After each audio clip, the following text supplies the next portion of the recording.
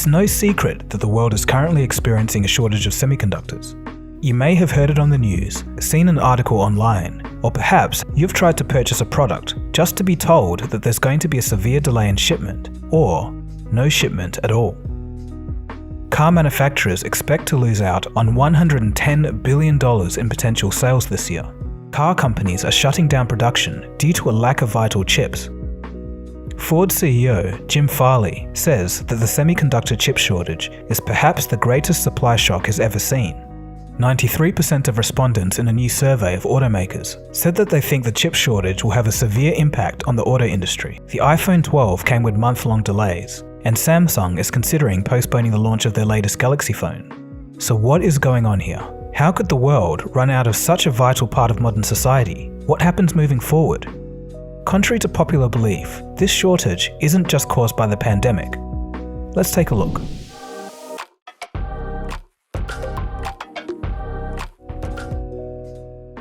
The ways we communicate with each other, entertain ourselves, learn, cook, travel, heal, build, and work are all powered by semiconductors.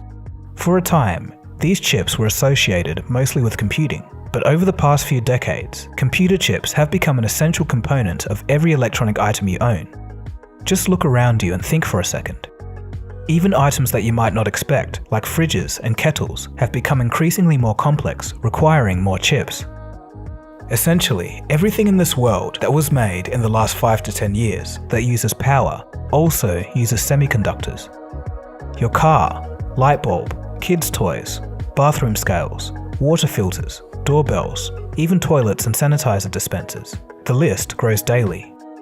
And it's not just these products. Even the stuff that makes our stuff requires semiconductors. Every stage of production, from designing to planning and manufacturing, sale and shipping, all require chips. By now, I think you get the point.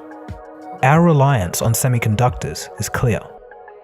According to a survey of manufacturers done by Forrester Consulting, we can see that the industrial machinery and electrical equipment segments are the hardest hit by the chip shortage. Not far behind are the IT hardware and computer sectors. Okay, so why is there a shortage in the first place? The world of electronic production is tough, and innovation is vital to survival. Although there are many players in the semiconductor industry who design chips, there's only a few who manufacture them. Intel both designs and manufactures, but companies like Apple, Nvidia, Qualcomm, and AMD design their own chips, but outsource their manufacturing. Even Intel themselves will join them soon. Taiwan Semiconductor Manufacturing Company, or TSMC, is the go-to company for manufacturing, with a massive 54% global market share. As well as the high-performance chips required for Nvidia and Apple products, they also produce low-end chips found in cars, and even microcontroller units. This is often referred to as the 200mm wafer class of chips. Overall, you might be seeing a problem here. One company makes over half the chips for all the other major companies. It's the weakest link in the chain. Almost everything rests on the shoulders of TSMC.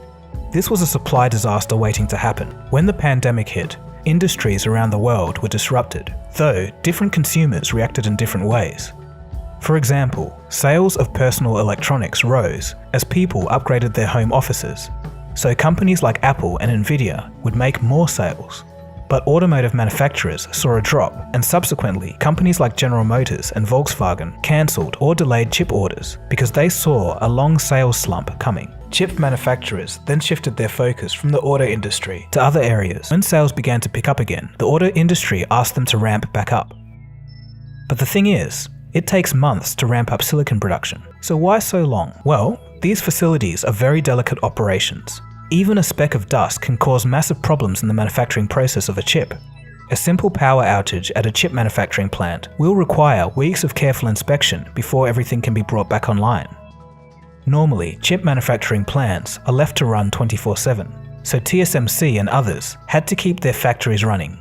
So when car manufacturers cancelled or postponed their orders, they thought it was just going to be as simple as flicking back on a switch when the demand returned. But instead, they were left out in the cold as chip manufacturers sought to accept work from other companies to keep their factories running. And now it's going to take months to retool. This has led both General Motors and Ford to temporarily idle their factories in the US.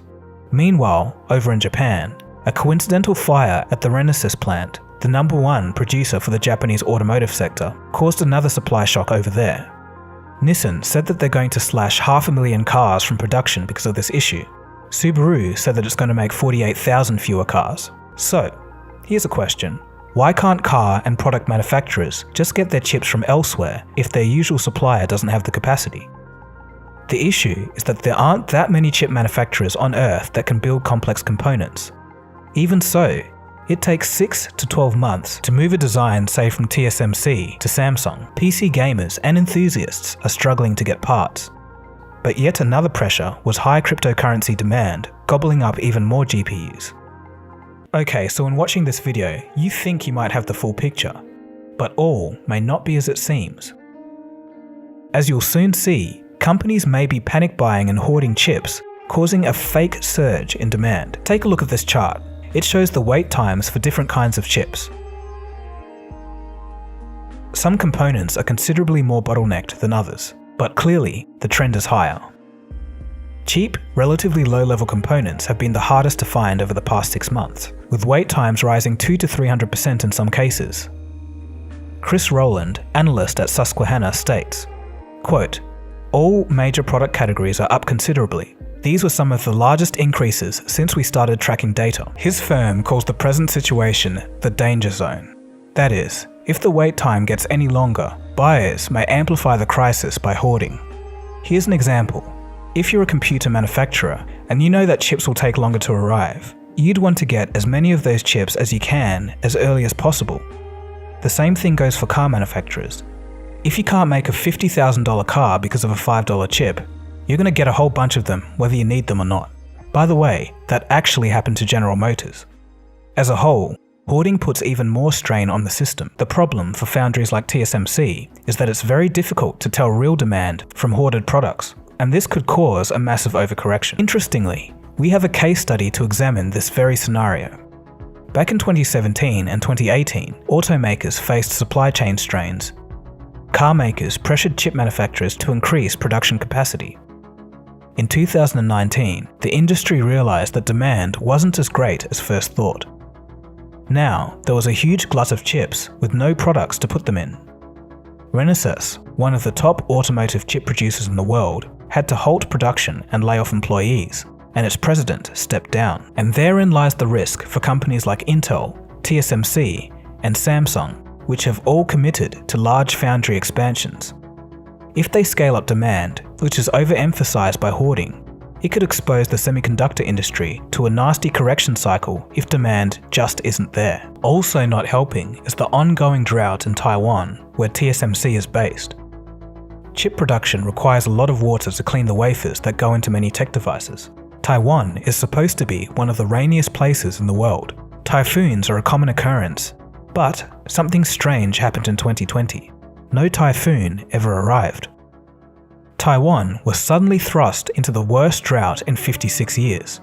In fact, one of the primary water sources for Taiwan's $100 billion semiconductor industry is only 7% full, an all-time low. The government has demanded that TSMC reduce their water consumption by 15%, yet another constraint for the key supplier for this whole industry and the world. So in summary, what we're seeing is not just the pandemic.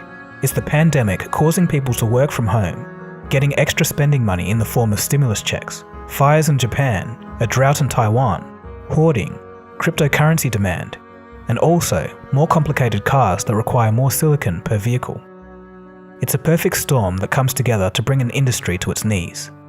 And this isn't even to touch on the geopolitical situation that Taiwan is in. So moving forward, analysts predict that the shortage will continue through the year. Chief Financial Officer at Nvidia, Colette Kress, told investors in April, quote, "We expect demand to continue to exceed supply for much of this year." These ongoing effects have led world leaders like US President Joe Biden to question how the supply chain got to this point in the first place, and can there be anything to ensure that this doesn't happen again? In February, President Biden signed an executive order to authorize a 100-day review into semiconductor supply chains. It's probably safe to say that while the road is long, a full recovery will be achieved. but the way industry leaders have rested the weight of the global economy on the shoulders of one manufacturing plant is something that will come under scrutiny in the coming months. TSMC is a vital part of the global supply chain, and hence so is Taiwan. According to the BBC, around 90% of the most advanced microchips are manufactured in Taiwan, so it's clear that there needs to be some kind of backup plan if things go wrong. Though, easier said than done. Although today's shortage is on a much bigger scale, it's interesting to note that this kind of thing is indeed nothing new. Anyway, that's it from me, and I'll see you again soon for the next episode. Cheers guys. Have a good one.